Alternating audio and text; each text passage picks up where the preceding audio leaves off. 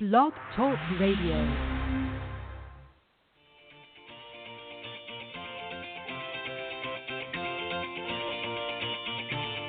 Good morning, everyone. Welcome to the Women of Golf Show. I'm Ted Odorico, and joining me is LPGA professional Cindy Miller, and we are your hosts. We're broadcasting live every Tuesday morning from 9 to 10 a.m. Eastern here on the blogtalkradio.com network, bringing you some of the best golfers, teacher professionals, and entrepreneurs helping to elevate women's golf. We're so glad you decided to join us this morning, so grab your coffee and let's get started.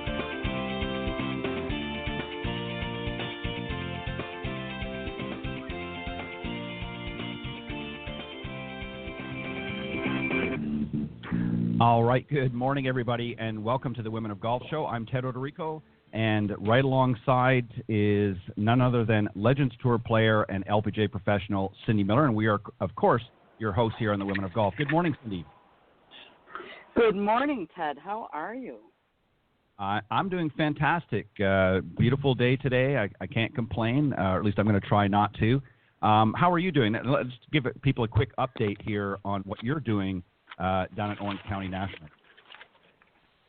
Well, we have 11 kids that we are teaching how to get better at golf, one of whom is trying to possibly qualify to play on the Symetra Tour, which is Chelsea, who's been one of our guests. And then we've got 10 other kids who, one is going to be on the Niagara University golf team next year, playing D1 college golf, and the rest of them are all in high school wanting to play college golf. Very good. And then you have another one that follows that, correct? You've got that, the kids boot camp, and then you have the adult. We have, junior boot camp and adult boot camp starts Thursday. We've got 8 people coming down from anywhere from Seattle to Maryland to Buffalo, all over the place. Very cool. So it's beautiful weather at Orange County National. Yeah, they are a great host facility. I know you've been dealing with them for many years, and as I was mentioning to our guest, of course, they host the demo day for the PGA show every year, and of course, I was there this year to check out some of the new equipment and just to see what was going on. It was a little cold and breezy, but I bared it out, if you will, for a short period of time before I guess I wimped out and headed back to the main hall. But great organization there at Orange County, great facility, and if you haven't been there before, if you're down in the Orlando area, definitely check it out. It's Orange County National. All right, we got a great show today. Cindy, we are going to be speaking with our very special guest, Gianna Rojas, who, of course, has been here before. She is known worldwide as the one-handed lady golfer and is also the founder of Adaptive Golfers. And then a little bit later on, you and I, Cindy, we're going to do a new segment here. We talked about it last week. I did a little bit, but I think we're going to add a new segment. It's called the No BS Zone. And this is going to be right up your alley today because we're actually going to be talking about junior golf, some of the do's and don'ts that parents need to know. So that's going to follow our conversation with Gianna. So let me just tell the folks a little bit about her, just to sort of remind the listeners, if you will, because she's been on the show before, and then we will get right into our interview. Gianna, of course, was born back in 1962 in Bath, Maine. Gianna has a challenge. She was born without fingers on her left hand, and in addition to that, her father was a Navy man, if you will, and as in the case with many military families, they relocated literally every few years in order to keep up with his deployments. At a young age, she had to learn how to build and rapport and with new friends, and also had to sort of stave off, if you will, a lot of bullying as a result of being the new kid on the block, and also some of the challenges that she had. So we're going to talk to her about that and let her get a little bit more detail in that, and then talk to her about what's new. So, Cindy, let's welcome our very special guest this morning, Gianna Rojas. Good morning. Well, good morning, Ted and Cindy. I hope everybody's having a wonderful day today. We are. Yeah, we are for sure. John, as I mentioned to you, I'll just start off real quick, Cindy, and then I'll pass it over to you. Why don't you just fill in some of the blanks? I mean, there's a lot of information I know, and obviously I know we're limited for time, so I didn't want to take up too much doing the intro. But maybe you can fill us in a little bit of the backstory. I mean, you've obviously, as I mentioned, had a birth defect, and you've been dealing with that. Maybe talk a little bit about that, and then sort of lead us up to where we are now. Well, thanks for teeing it up so well for me. Yes, I was born with no fingers on my left hand. My mother was part of the trials that they were giving mothers thalidomide for morning sickness, and it was creating. It did the job for women that were sick, but they didn't have enough research to know what it was doing to fetuses. So there was a lot of babies during that time being born with birth defects. So, as you mentioned, my dad was Navy, so I was always the new kid, and the new kid that was visibly different, which was very challenging. We come out of best intentions from that day and age was don't look, don't stare, don't ask questions, which made people that had differences misunderstood. And I think that's where a lot of the bullying things that happen come from.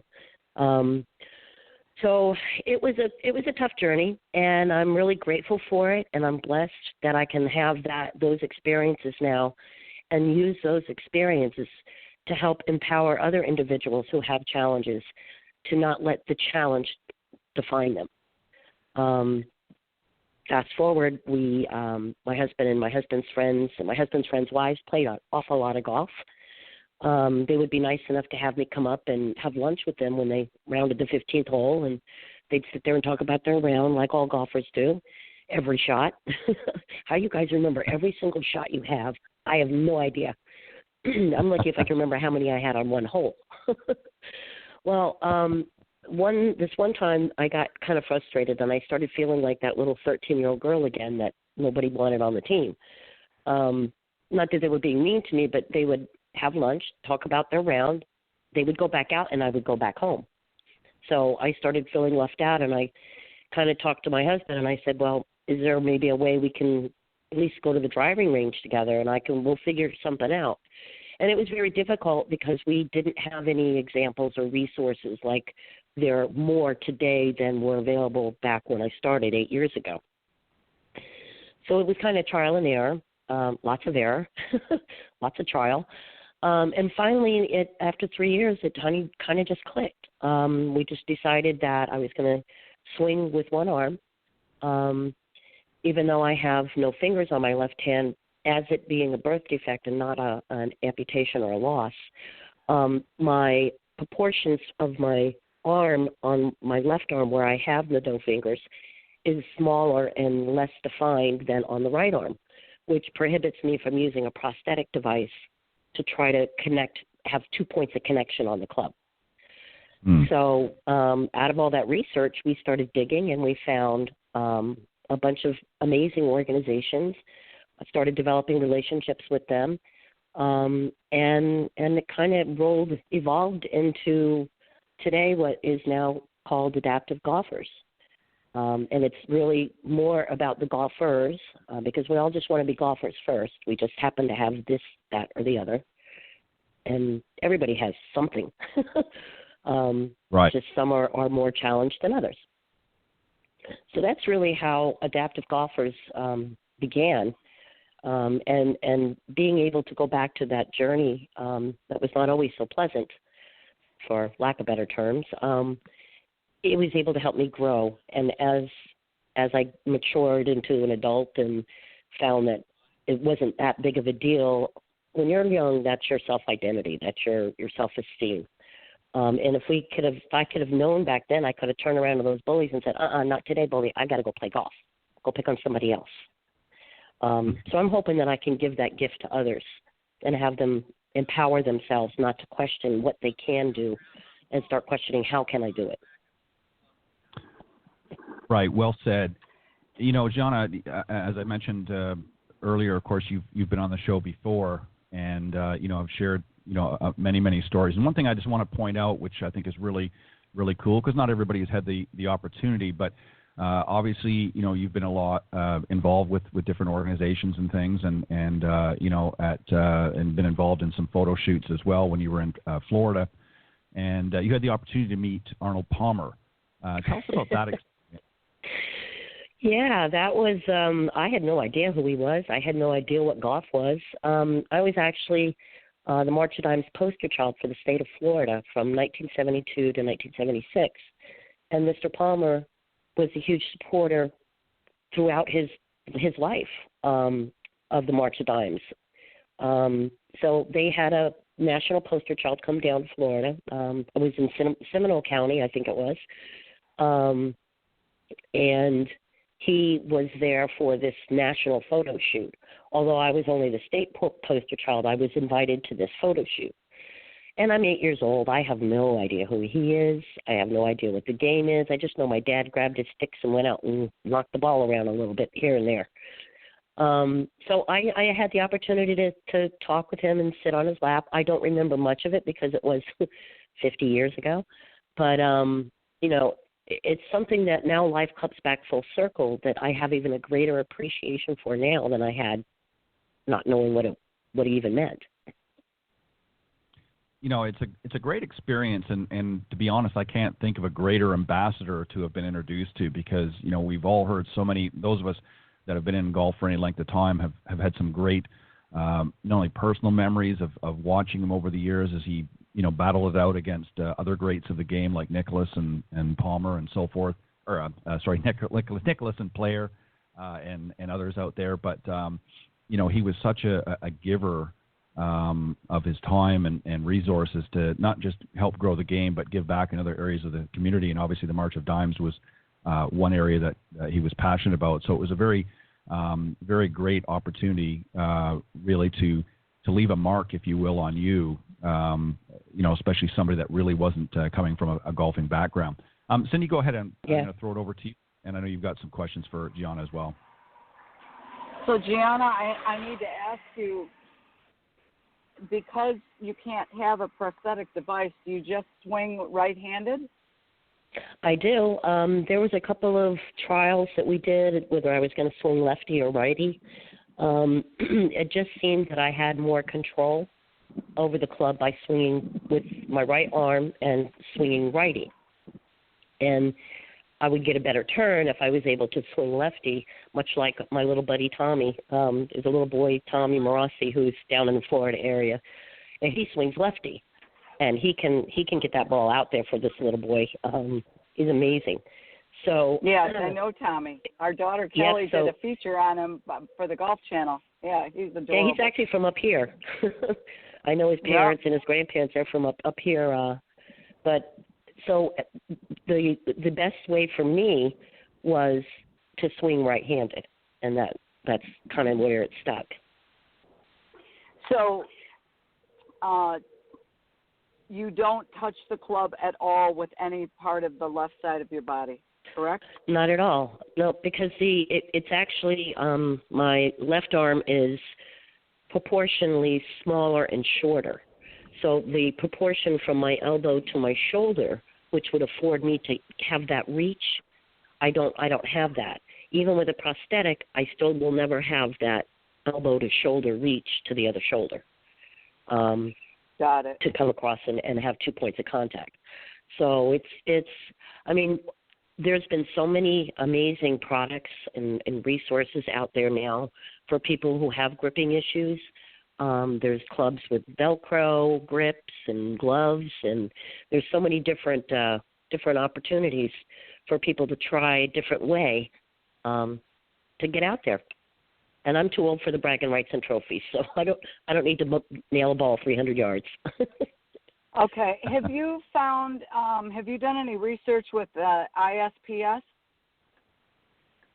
The International Sports Promotion Society? The handbook? I have not gotten connect with them just yet, but I know of them.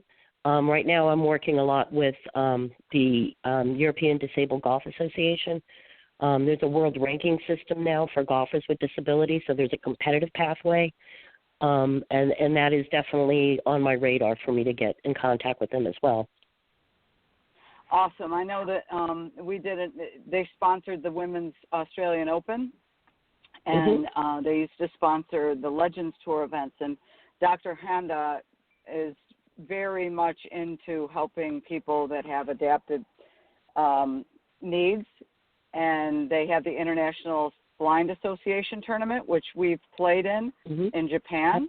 with some blind golfers, which was an amazing experience. So it might be something you'd want to check out. He might be interested in helping you. I would be more than happy for a warm introduction. I'd be more than happy to speak with them. Awesome. Ted?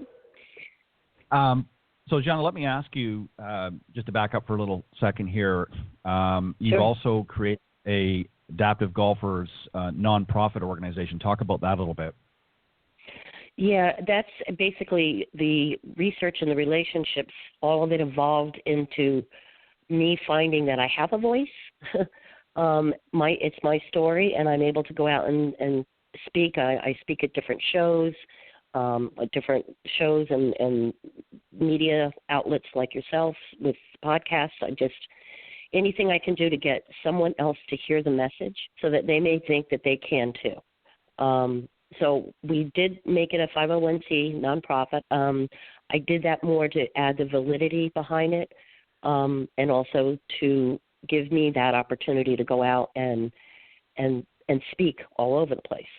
I've been an ambassador for a number of different organizations. I'm on the board of a number of different organizations that are all part of this. So collectively, it turned into a business. And for me, that's, it's not a product or a service. It's not a one thing. It's the overall topic is what I'm expressing. So I don't know how you would do that as a for-profit.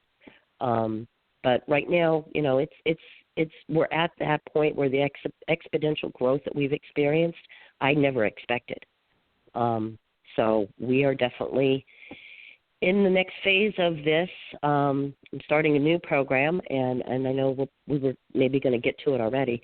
This new program is really to address young girls that have challenges. It's called Adaptive Golf HERS. We just added an H because if I said women or girls, the girls wouldn't come and then the women wouldn't come. So we just decided that we're going to start this new campaign. I'm having some collaborative efforts with the LPGA to help get this kind of going. And we do, we're out there looking for philanthropic partnerships, people that want to get involved in this and help make a difference. And I was that 13-year-old girl. So, like I said, if I could have known about golf, I could have, who knows where my direction might have been.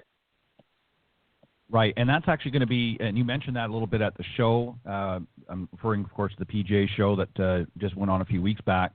You talked about this, that it's actually launching in just a few days, correct? Yes, correct. February the 22nd, we'll be doing a virtual launch. We'll be doing it live from the PGA Tour Superstore. Again, that's another partner. They have been helping support us with giving us opportunities in the evenings to come in and have our clinics there. They opened a new store here in New Jersey just last week. So we thought it'd be fitting to help promote the new store opening along with launching our new campaign from there. And it'll be on Facebook. If you reach out and connect with me on Facebook, it's Gianna Rojas on Facebook there, or you can Google One-Handed Lady Golfer, and I'll come up all over the place. Feel free to connect with me anywhere, Twitter, LinkedIn, kind of all over it. So. Perfect. Now, Gianna, can you spell your last name for us? Yes, it's Rojas, as in Sam. Thank you. You're welcome. Perfect.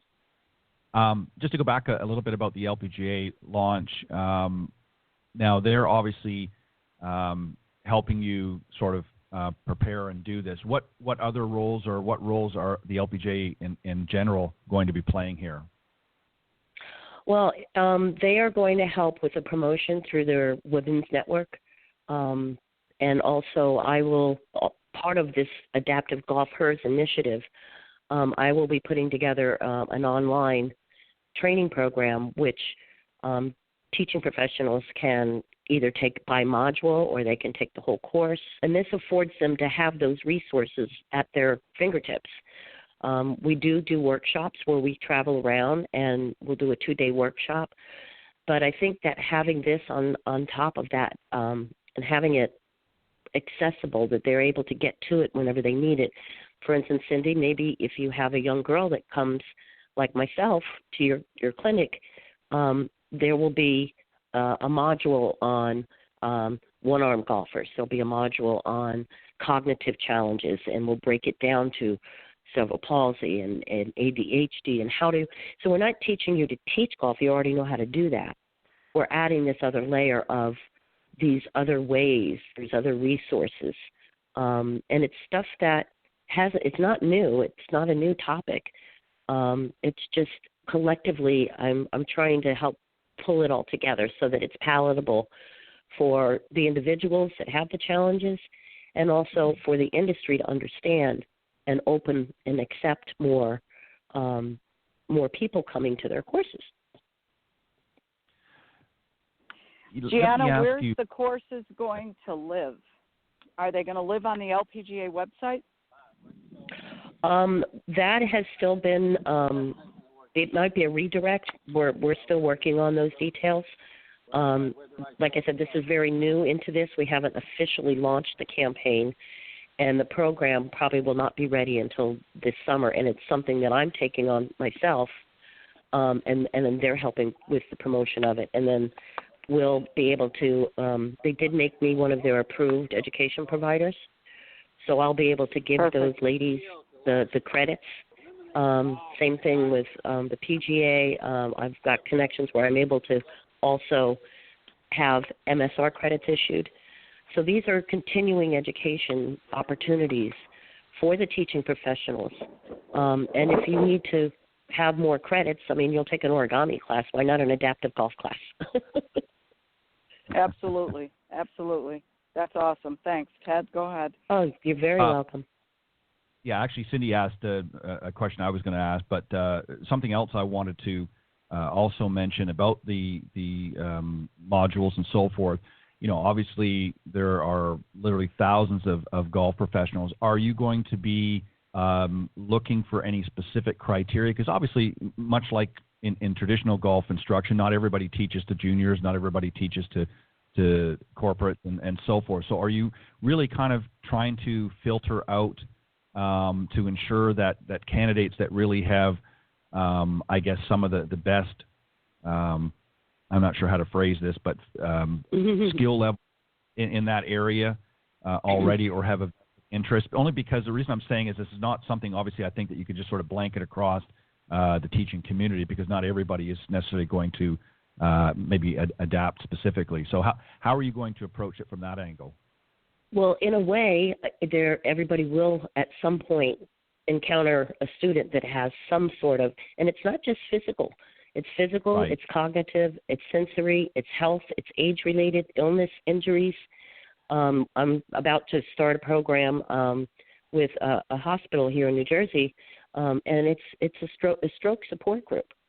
And we have one of our students, his name is Rich, who started with our very first clinic 2 years ago now. This will be our second year. He started right out of rehab. He was a golfer, and his wife called me, and she said, I'm losing him. He's getting so depressed because he doesn't know.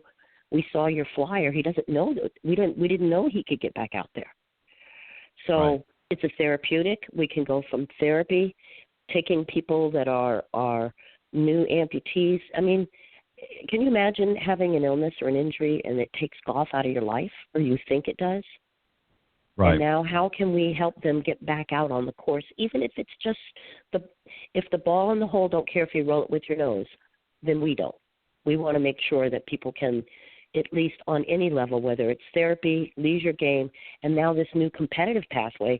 I mean, we've got a gentleman who, 25 years old, at a party fell off a 3-floor balcony and has spinal injuries and he'll never walk again. He has got the drive, and he wants to get back to golf, and he was a good golfer, and he's so excited to hear about there's a competitive pathway for this. So the USGA and the RNA and the European Disabled Golf Association and all these other golf associations in this adaptive space, we're all trying to filter that information out so that teaching professionals, coaches, physical therapists can all use this as a way to teach from ability out. Instead of, here's the swing plane, here's the stance, And you would have lost me at your first clinic if I showed up at your clinic, Cindy, because the first thing you teach is gripping. Here, one hand goes here, and the other hand goes, well, I don't have another hand. So we're hoping that we can share enough information that layers on top of the already teaching part of it, and can be adapted, thus adaptive golfers. Yeah, that's a great Agree. point. Yeah, that's a great point. I would like to see it in the schools. Yeah, and again, maybe it's something that you partner with the First Tee and the LPGA Girls Golf Club as well. Working on that as well. Anybody that Yep. taught golf long enough, I've had people with one arm and one leg and one hand, and needless to say, senior golfers and the like. So yes, this is going to help a lot of teaching professionals be able to deliver and I would think their message. Hopefully, to it would be in the very beginning. Like whenever you're going to learn to be a golf instructor, it should at least be a touch point. Absolutely. And that's so something that hasn't been. It's not included in the new LPGA curriculum? I don't think so, not as of yet. I'm hoping that this will be the first step to it. And once it rolls out here. I can find out. I'm on the executive committee, so I'll find out. I'll send them an email today. Well, they had me come into a 1-hour webinar back in May. And it went out to all the teaching professionals, the LPGA teaching professionals across the globe. So there was an opportunity for that little teaser because you can't do this in an hour. Right, exactly. So that's where I got the idea of breaking it down into each specific characteristic for all the information that has to be. There is a book, and anybody out there listening is certainly welcome. You can go to Amazon and get it. It's called Accessible Golf, and it was written by Dr. Dee Owens back. She started the whole educational part of it for adaptiveness. She started that and then passed away before the book came to fruition in 1999. So what I actually did is using that book as my Bible, and it's called Accessible Golf. It's written in collaboration with the LPGA and with the National Center of Accessibility, as well as the National Alliance of Accessible Golf. So this book exists out there that I'm hoping to bring more light to that as well, and maybe an updated version comes from all of this. But I dedicated my Adaptive Golf HERS initiative to Dr. Dee Owens in memory of what she started and in memory of her. And I just am trying to share as much information and much education as I can within my little world. But I don't want to keep it to myself. I need to get this out to as many people, industry and individuals, and industry picking it up and helping support this initiative, because it's going to there's 57 million disabled golfers. 57 million disabled individuals in this country as of the last census in 2010. Clemson University and the University of Indiana, along with the National Center of Accessibility, did a study. I'm not exactly sure how the research was done or how they came up with this, but they're using numbers that say that 35% of those 57 million would like to play golf, want to learn to, or get back to. Somehow, that is a big enough number to bring back to the golf industry and say, hey, this is $214 billion worth of discretionable funds that could get put back into the golf industry if we can make the golf courses and the equipment and the resources available, accessible. So it's a really big picture. And I'm willing to talk and go out and speak about the overall picture of it, as opposed to one specific initiative. And in a way that I guess it's good that I don't have one. My thing is just really making sure that there's some place that can pull everything all together, because it's a lot. Yeah, that's a great point, Gianna, because I know from past times when you've been on the show, you mentioned one of the issues was that there were a lot of different individuals and organizations alike that are sort of working on different components of what you're talking about, but they were working independently. And one of your missions was sort of to get them, and again, not to take away from each individual group, but to sort of get them to collaborate and work together sort of as a team. And that way they sort of pool their resources. So I know that was one thing you talked about in the past about doing. And it's happening. I think, yeah. Right. Well, I know when we met down at the show, and you know, I joke about this because I had to keep going back to your booth because you were so busy doing things. But ultimately, and I had pneumonia too. God bless you. I'll tell you, that's a tough thing to do, and especially when you're not feeling at your best. But my point that I was getting at was that there were a lot of different organizations, a lot of different adaptive organizations there, you know, at the PGA show. And I can remember going back a number of years ago, you know, when the last time I was at the show, there really wasn't any representation at all. So it's obviously an area that's growing. And as you said, the numbers are astronomical of how many people out there that have some sort of an adaptive, you know, concern that needs to be addressed. And golf, you've got 57 million people. You know, by God, I think the golf industry definitely needs to stand up and say, hey, there's a big community here that we need to embrace and get them active out there. So kudos to you and all of the others that are working together collaboratively. How can the folks get involved? Sorry, go ahead. Okay. Go ahead, right ahead. What I was just going to say was, how can they get involved and help you gain support from the industry? What can the folks listening to the show and others in the golfing community, what can we do and how can we get involved? Well, certainly can go to adaptivegolfers.org is our website. Like I said, we've experienced exponential growth, so the website is being revamped, actually with the help of one of the staff members at the LPGA, and that's going to be the hub. So definitely, you want to take a visit there, get on our subscription list. There's a form that you can fill out on there. We are at the point now where we are expanding.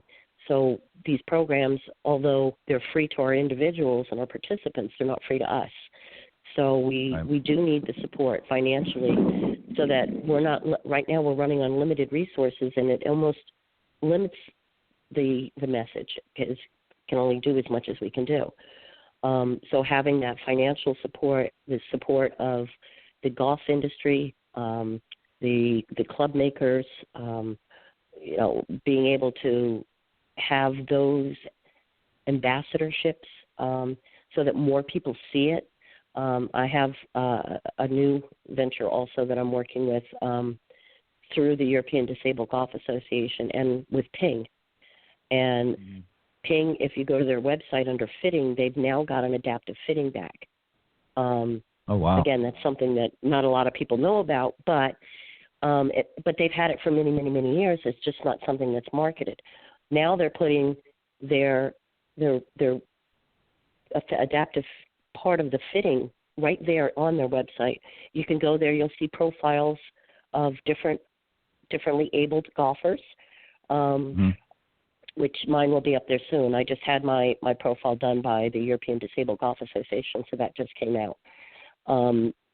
So those kinds of efforts, now someone on their fitting page is going to go, oh, wow, adaptive, that's curious. And they go look, and they see that there's people out there with, you know, working with less than what I have even, of all different challenges. So having the golf industry start putting this into their marketing efforts, it's one lifestyle picture in between everything else. Don't have to recreate your equipment and recreate your marketing, but just start putting it in there. And so other people see it. And then that will help spread. So that's another way to be able to help. And then, you know, of course, products, different resources. We get in-kind services for different types of things, much like what I do with the PGA Tour store. You know, they're kind enough to donate that space and that time for us. We bring everything in and we bring everything back out. But they've been working on an initiative to try to get their teaching professionals and their fitters trained for this as well. So it's still grassroots, but you know, I could use some fertilizer to help the grass grow. Well said. I agree. Cindy, any final thoughts or comments or questions that you have for Gianna? No, I just want to say thank you so much for what you do, and you know, for our listeners, please go look up One-Handed Lady Golfer and help her out. She needs some money. Spread the word so everybody and their mother can play golf. Thank you so much. Right. Oh, you are definitely so welcome to both of you. Yeah, and again, the website is adaptivegolfers.org. You definitely want to check it out, and I know that there's a lot of great things on there. I've been on the site a number of times as well, so I know I'm very familiar with it, and I know that you can donate in kind and otherwise. So, yeah, dig into your pocketbooks, folks, because it's definitely a worthwhile cause that we need to get behind and support. Gianna, I want to thank you very much for joining. Sorry, go ahead. I was going to say also, if anybody listening or has contact with anyone, you can certainly email me as well. It's Gianna, Gianna, at adaptivegolfers with an S.org.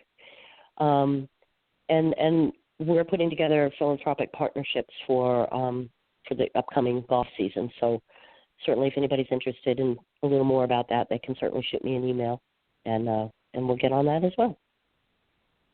Perfect. Gianna, thank you very much for joining Cindy and I this morning. We appreciate you coming and sharing not only your story, but the journey that you've been traveling on for the last several years. I know you've done a lot of work, and it's not always easy, but you're definitely a fighter and someone that I think is a perfect spokesperson, for this particular cause. So we're going to continue to support you with the show and continue to help reach out on your behalf. So thank you very much for joining us. God bless. Yes, thank you very much, and everybody have a peachy day. Thank you. Have a good one. Bye-bye. Yes, bye. All right, that was our very special guest, Gianna Rojas. I apologize for mispronouncing that earlier. I wasn't sure if the J was as it stood. All right, so we're going to move on. Cindy, this was something that you and I did. We won't spend a lot of time here because I know you've got to get back to your boot camp, but I thought this would be kind of interesting that we would start having a no BS zone here on the Women of Golf. And I thought, as mentioned earlier, in lieu of your junior boot camp that you're doing right now, that we would talk about some of the do's and don'ts that parents need to know. I thought this is something, and I know we've touched on some of these before, but I'm just going to, read out a couple here, and then, we can talk a little bit about it. And I think the first one is, Cindy, and I think you would agree, as parents, you have to encourage your child. And, things like, hey, you were great today. A lot of parents that want to go to different junior programs and they watch their students working with the instructors. That's what the kids are doing. They're looking for affirmation. And something else too, Cindy, is to continue to reinforce positives. Things like, and I'm just using this as an example, your short game was really looking good. Things like that kids long to hear from their parents. Would you agree with that, Cindy? And what are your thoughts? I would definitely agree with that. And I think we're at camp each morning when everyone comes to breakfast, the first question we ask them is, what did you do well yesterday? And what we find is the first thing they say is what they didn't do well. And I said, well, that's not what we asked you. We want you to, stop and reflect about what did you do well yesterday. And I don't think that people are, I believe that you have to be grateful for what you've got. And I want to kill parents that are always, criticizing, their children for not doing perfect things. And it's like, it takes a long time to get good at anything. So, yes, I absolutely agree with you. And that leads into the next point is, you're obviously doing it at the boot camps, but parents need to do this. You need to ask your child for feedback. And more importantly, listen to what they're saying about their golf experience. If maybe you're not somebody that's able to be there and be involved in some way in the journey, it's not just about, well, how did it go today? Listen to them. Listen to their feedback. If they're not happy for some reason, find out why. You don't have to browbeat them to get an answer out of them, but, listen to it. And if they're not enjoying it, you may need to rethink. I think, Cindy, you would agree with this. I mean, obviously we want them to push on at times, but sometimes if they're not enjoying it, maybe it's not for them. And, we can't be, pushing and prodding them from behind if it's not something that it's a pleasurable experience. So I think you would agree that feedback from the child is critical. It really is. And again, this game isn't for everybody, so you have to be very aware. And we mentioned that today. I said, I don't know what level you want to get to.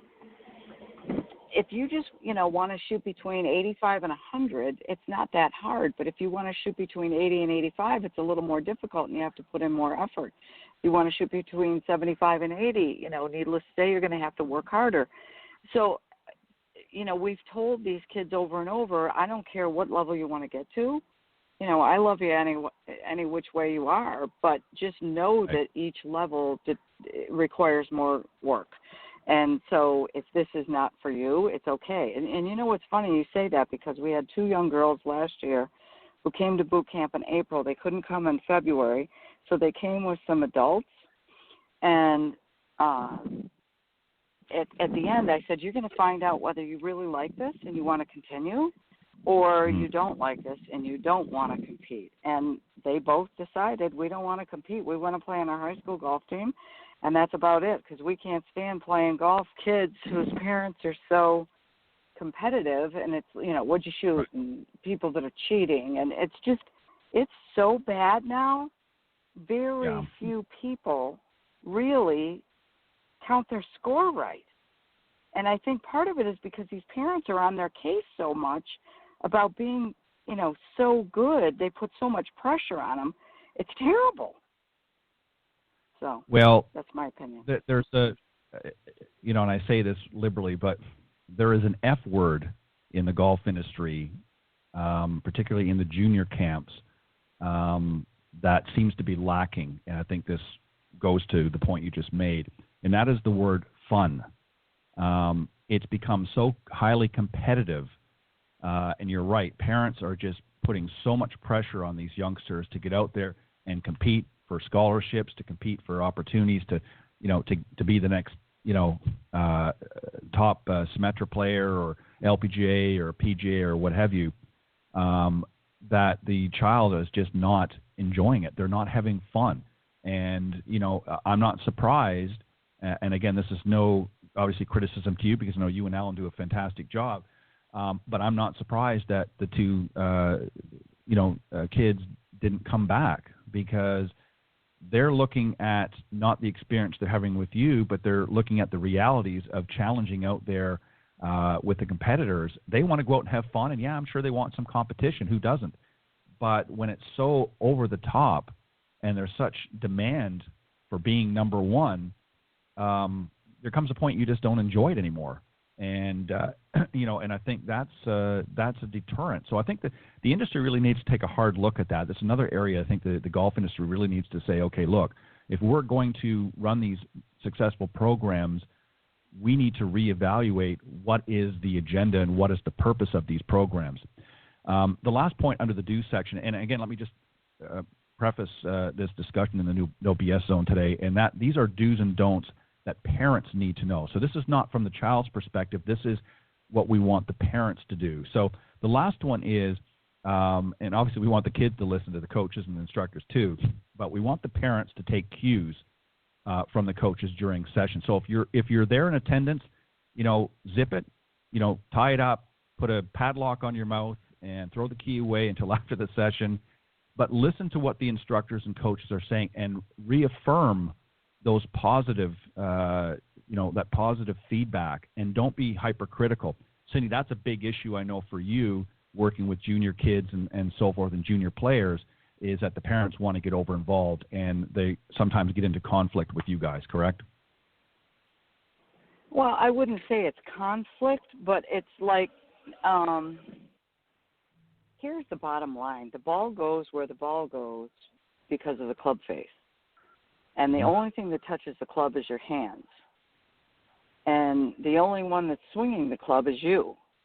So if you don't use where the ball goes to give you feedback on what you just did, and you're not able to detect and discern what you did that caused the ball to do that, then we need to back it off and help you learn that.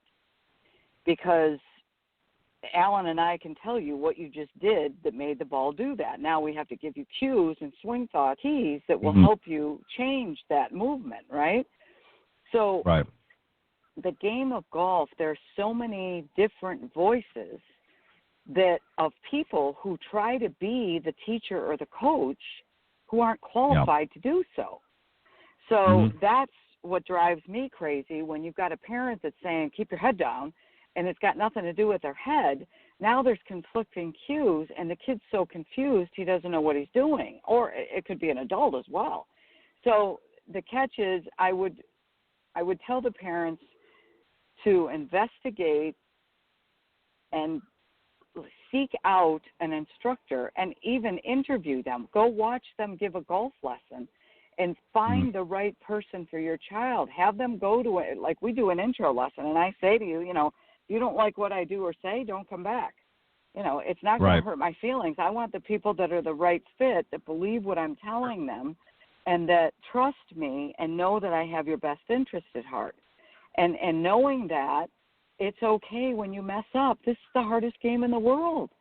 And one of the other things that I said, I got to say this, just I'm sure we're almost done, but I said to these kids today, no matter what you shoot or how good you play today or tomorrow or the next day or next year, you need to pat yourself on the back for working at something that's really difficult while your friends are home playing with their phones. I mean, you're striving to get better at something and working on something. And I'm not saying that, you shouldn't play a team sport. Of course you should play a team sport. But the fact is that you're becoming more accountable and responsible for your own life by learning how to play golf. That's just my personal opinion. No, I think that's some great words of advice. And here's some don'ts. We'll go over them fairly quickly because we are getting close to time. But that parents, again, need to know. And that is, don't focus on the struggles and challenges that your child is having. Help them work through them. And this is, again, where you can work closely with the instructor. If there's specific, lesson cues or tips or drills that they've been given, help them work through it. Obviously you're going to have time in between sessions. Let your kid go to the range. Don't sit there and be counterproductive, but just reinforce the positives. Let them know that when they're doing something good. And if they're not doing something good, you don't necessarily have to tell them. You can maybe make note of it and bring it to the instructor's attention next time they're coming for that session. Say, hey, here are some things I noticed when, little Johnny was at the range that may help. There's some areas that they're struggling with. I mean, that's okay, but don't get into, well, you need to do this, as you said, keep your head down and do that, because a lot of times it may conflict with what the instructor or coach is trying to do. And that goes to the last point on the don'ts. I sort of started in reverse, and that is trust in the coach's experience to guide your child down the right path. In other words, don't be a know-it-all. Don't come out there thinking you know everything, maybe because you've played golf for several years. You're not a qualified instructor, and that's why you've gone to somebody like Cindy or Alan or others out in the industry. So as you said, Cindy, earlier, you want to get out there and you want to interview and you want to talk to these people and make sure that it is a good fit. The other thing as well, Cindy, and you may not personally have experienced this, but this is another don't that parents fall into this trap, is they get so competitive, as you suggest, and they start expressing anger or disappointment. And this really fuels the flames, if you will, of discontent. I know you've mentioned this before. You've seen situations, maybe not personally, but you've seen that. Talk a little bit about that, because that is important.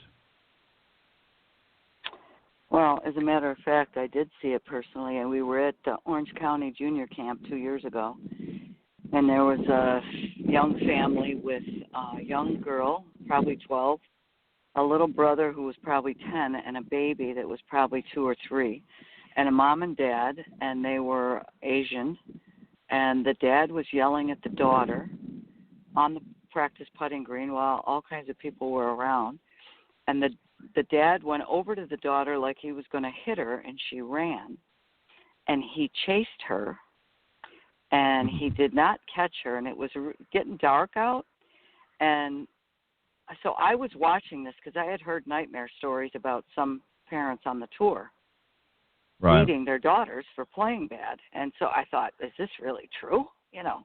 And so this dad was chasing her. He got the rest of the family. They got in their minivan, and he was driving through the parking lot trying to catch his daughter. Wow. And she started to scream. So I ran out there. And there was one young girl, one of our students with me, and I said, call your father, because her father's a criminal lawyer, and ask him if I should call the police. And so I saw the little girl, and she was crying, and I said, honey, are you okay? Yeah. You know, she's gasping for air. She's crying. And I said, are you okay? Yeah, I'm okay. So the father stopped the van, opened up the side sliding door of the minivan. She got in the car, and he sped off. Well, I took a picture of the license plate, and I called the police, and they were there again the next day, and the cop said, well, do you want us to come to the club? And I said, well, no, they left, but you need to find this car because I don't know what this father's going to do to this kid, you know? Yeah. And they were back at the golf course the next day, and the general manager, because I told him, he goes, oh, this happens all the time. I'm like, you've got to be kidding me. I mean, it's just disgusting. Yeah, it is, and you know, it goes back to what I said earlier. You know, that with that F word, you know, fun has really come out of for a lot of these juniors. You know, you see it all the time. You know, I see through social media some of these juniors that are involved. You can just some of the posts, some of the comments that they put on where their focus is, and it's not, you know, it's not about having a good time and enjoying the experience. I've got to work on this. I've got to do this. I've got to do that. And it's just so hyper, their mentality and things. And this goes to really, you kind of queued it up nicely, sort of the last don't, if you will. And I'm a firm believer, you may or may not agree with this, but I believe from a parent's perspective, if you need to, if there's something you're not in agreement with, or you don't understand, or you need clarification, communicate with your child's coach about the concerns or issues you may have, but not in front of your child. Because, you know, absolutely. Again, they are like sponges. They see what goes on, and you know, even if you're not happy, and I don't, you know, agree to profess this, but if you're not happy with the coach or instructor, and there's, you know, potentially a heated argument that may arise, hopefully it won't happen, but as you just pointed out, it can happen, and worse.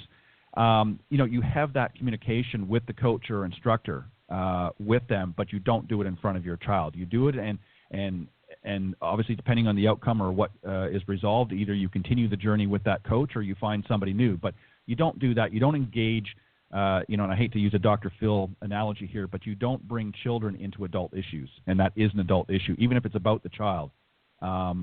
So that's a big issue as well, I would agree with. Don't you, Cindy? Totally agree. Totally agree. So very quickly, as we close up the No BS zone, boy, I'll tell you, my tongue's tied today. Junior golf, the do's and don'ts parents need to know. Do's, encourage your child. Get out there and be supportive. Continue to reinforce those positives. Always ask your child for feedback, but most importantly, listen to what they have to say. And also listen to the instructor or coach. As Cindy pointed out, get out there and interview who you're going to be leaving your child with for the next hour or so, or what have you.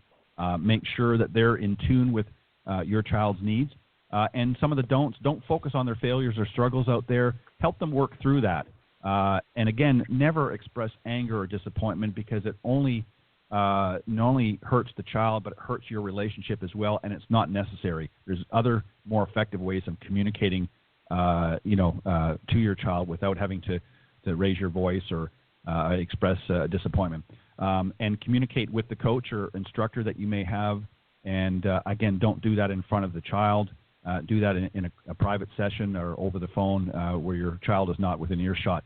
And trust your coach or instructor that you've set up with your child to help find the right path. Work together, have communications, of course, but as I said, put the old padlock on and let them do their job because you'll find that these people are very, very well trained. You're not going to have to tell them what to do. They will know what to do. And again, if it's not syncing with your agenda, then obviously you have the right to move on, but don't interfere in the process. So those are some of the do's and don'ts. I know there's 1,000 others that we could throw in there, but this is just to give people a general idea. So parents, if you're listening out there and you've got a child that's in junior golf or thinking about getting in, remember some of these key points that we talked about today in an OBS zone. So Cindy, get out there and work your magic, you and Alan down at Orange County.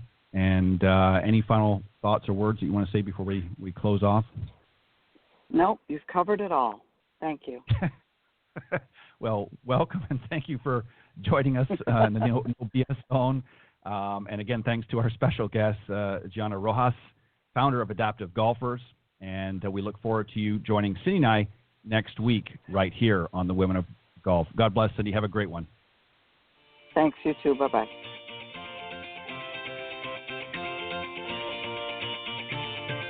Thanks for listening this morning to the Women of Golf Show. Tune in live each week by visiting blogtalkradio.com/Women of Golf or on any of these social media platforms: iTunes, Stitcher, TuneIn, CastBox, TalkStream Live, and of course Spotify. If you can't join us live, check out our on-demand section for previously aired broadcasts. To get updates for future shows and upcoming guests, you can follow us on Facebook at Women of Golf. You can also follow me on Twitter at TedandBuckCEO and Cindy at Cindy Miller Golf. Please remember to join us next week on the Women of Golf Show. See you next time.